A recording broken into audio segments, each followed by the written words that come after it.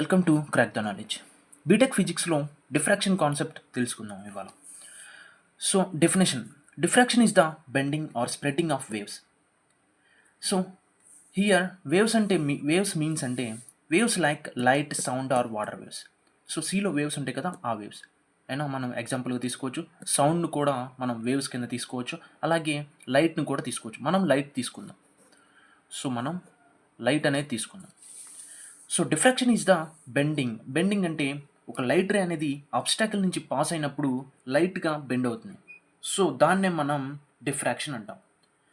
So diffraction is the bending or spreading of waves when they pass around an obstacle through a small opening. Simple వర్డ్స్లో చెప్పాలంటే obstacle it means something that blocks your వే.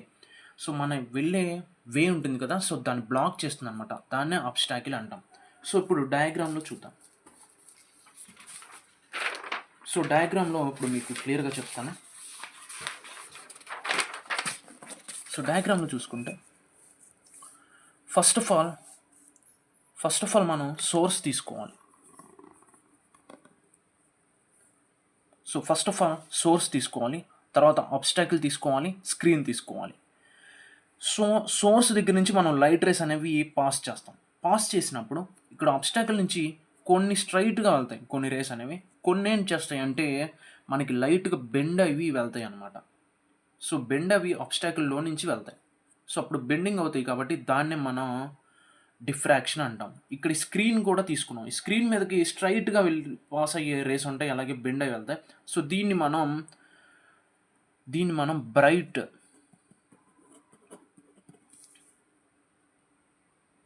మనం bright area అంటాం. So ఇక్కడ నుంచి ఇక్కడికి bright area అనొచ్చు. So ఇది వచ్చేసి మనకి డార్క్ ఏరియా. సో అది వచ్చేసి డార్క్ ఏరియా, ఇది వచ్చేసి మనకి బ్రైట్ అనమాట. సో అలాగే మీకు ఎగ్జాంపుల్స్ చెప్పాలంటే, సో ఇది జామెట్రికల్ షాడో అనమాట.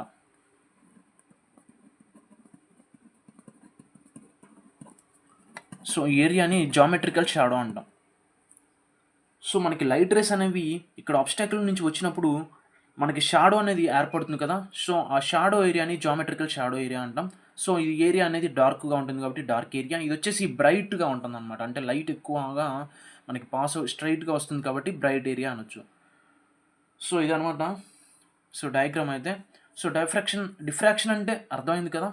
సో ఇప్పుడు టైప్స్ ఆఫ్ డిఫ్రాక్షన్ చూద్దాం. సో డిఫ్రాక్షన్లో టైప్స్ ఉన్నాయి, అవి చూద్దాం. So types of diffraction, so మనకి 2 టైప్స్ ఉన్నాయి, Fresnel diffraction and Fraunhofer diffraction అనమాట. సో వాటి మధ్య డిఫరెన్సెస్ కూడా మీకు ఎక్స్ప్లెయిన్ చేస్తాను. సో ఫ్రెస్నెల్ డిఫ్రాక్షన్ చూసుకుంటే, diffraction that occurs when the light source and screen is at finite అంటే క్లోజ్, అంటే దగ్గరగా ఉండడం అనమాట. లైట్ సోర్స్, స్క్రీన్ అనేవి దగ్గరగా ఉంటాయి ఫ్రెస్నెల్ డిఫ్రాక్షన్లో. సో అర్థమైంది కదా. Diffraction that occurs when the light source and screen are at a finite, అంటే దగ్గరగా ఉంటాయి. సో తర్వాత Fraunhofer diffraction that occurs when the light source and screen is at a infinite అంటే దూరంగా ఉంటాయి అన్నమాట. సో లైట్, సోర్స్, స్క్రీన్ అనేవి మనకి అవే అనమాట. సో దూరంగా ఉంటాయి. సో దూరంగా ఉన్నప్పుడు ఫ్రాన్హోఫర్ డిఫ్రాక్షన్ అంటాం. సో లైట్, సోర్స్, స్క్రీన్ అనేవి దగ్గరగా ఉంటే ఫ్రెస్నెల్ డిఫ్రాక్షన్ అంటాం. ఇప్పుడు వీటికి సంబంధించిన డయాగ్రామ్స్ అనేవి చూద్దాం. సో డయాగ్రామ్స్లో మీకు ఫుల్ క్లారిటీ అయితే వస్తుంది. సో ఫ్రెస్నెల్ డిఫ్రాక్షన్ ఇప్పుడు మనం డెఫినేషన్ చూశాను కదా. సో సోర్స్ ఇది అనమాట, ఆబ్స్టాకిల్ ఇది, స్క్రీన్ ఇది, ఇవి చాలా క్లోజ్గా ఉన్నాయి. సో లైట్ రేస్ అనేవి రేస్ చేసినప్పుడు ఇవి లైట్గా బెండ్ అయ్యి మనకి స్క్రీన్ దగ్గరికి అయితే వెళ్తున్నాయి. ఓకేనా. సో ఇది ఆబ్స్టాకిల్ అనమాట, ఆబ్స్టాకిల్లో నుంచి బెండ్ అయ్యి వెళ్తున్నాయి. సో దీన్ని ఫ్రెస్నెల్ డిఫ్రాక్షన్ అంటాం. ఓకేనా. ఇది సోర్స్ అనమాట. సో ఇది ఆబ్స్టాకిల్, ఇది వచ్చేసి మనకి స్క్రీన్, ఇవి లైట్నింగ్ రేస్ అనమాట. మనం రేస్ తీసుకోవచ్చు, సౌండ్ తీసుకోవచ్చు, లేకపోతే మనం సీ పైన వేవ్స్ వస్తూ ఉంటాయి కదా, సో వాటిని కూడా తీసుకోవచ్చు అనమాట ఎగ్జాంపుల్స్గా. ఓకేనా. సో ఇది డయాగ్రామ్. So Fraunhofer diffraction.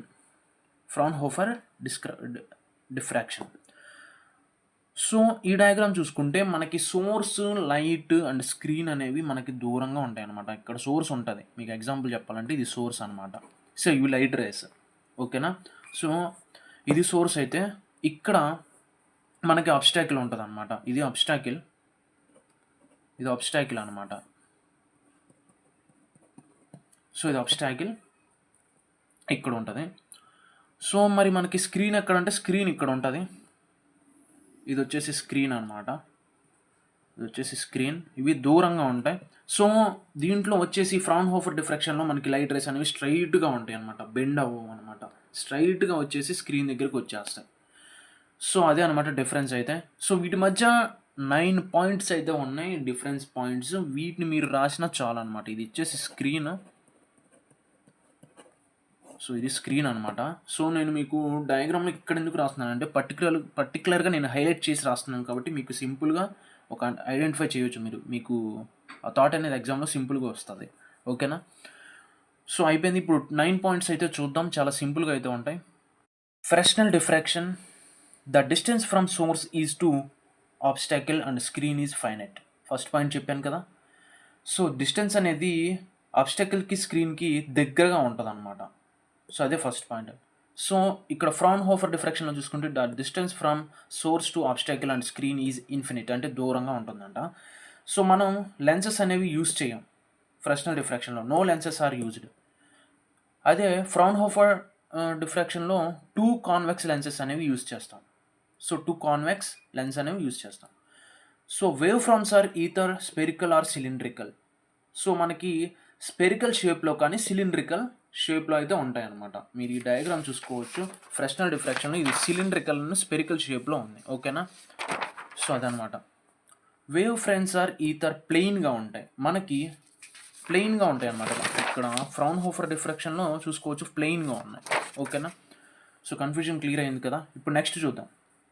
ఇంకా నెక్స్ట్ చూసుకుంటే diffraction pattern are studied in the direction of propagation of light అనమాట. సో డిఫ్రాక్షన్ ప్యాటర్న్ అనేది స్టడీగా ఉంటుంది in the direction of propagation of light అంట. So diffraction effects can be studied in an direction, same డైరెక్షన్లో ఉంటుంది అనమాట. Diffraction effects అనేవి same డైరెక్షన్లో ఉంటాయి. ఇక్కడేమో లైట్గా బెండ్ అవుతాయి అనమాట. ఓకేనా? సో లైట్గా బెండ్ అవుతాయి, అదే అనమాట డిఫరెన్స్.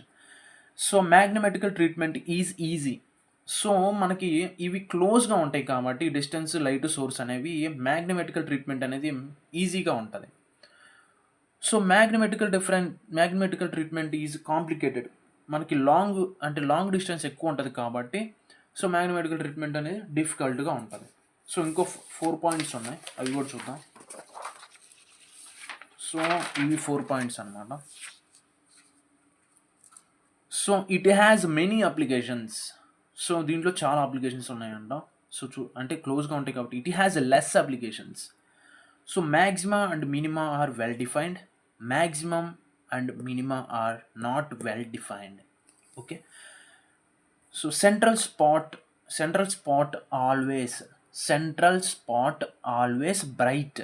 సెంట్రల్ స్పాట్ అనేది బ్రైట్గా ఉంటుంది, ఓన్లీ బ్రైట్గానే ఉంటుంది. సో ఇక్కడ చూసుకుంటే central spot either dark and bright, అంటే సమ్టైమ్స్ డార్క్గా ఉండొచ్చు, సమ్టైమ్స్ బ్రైట్గా ఉండొచ్చు అనమాట. So are greater than a² by λ, or less than a² by λ. ఓకేనా? సో ఇవన్నమాట 9 పాయింట్స్ అయితే. సో ఇంతే వీడియో. ఏదైనా కన్ఫ్యూజన్ ఉంటే ఫ్రంట్కి వెళ్ళి చూసేయండి. అలాగే సో ఇంతకుముందు చేశాను అనమాట డిఫ్రాక్షన్ వీడియో. సో ఆ వీడియో కూడా చూసేయండి. సో దాంట్లో కూడా మంచి కాన్సెప్ట్ అయితే ఉంది.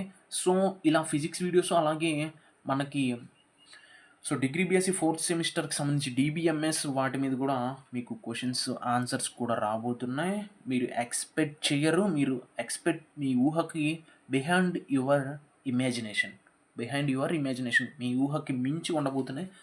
సో తప్పకుండా ఫాలో అవ్వండి. ఎందుకంటే ఆ వీడియోస్ మీరు 1 టైం చూస్తే మీకు కాన్సెప్ట్, అలాగే నోట్స్ కూడా మీకు వచ్చేస్తుంది అనమాట. సో అంతే. That's it for today.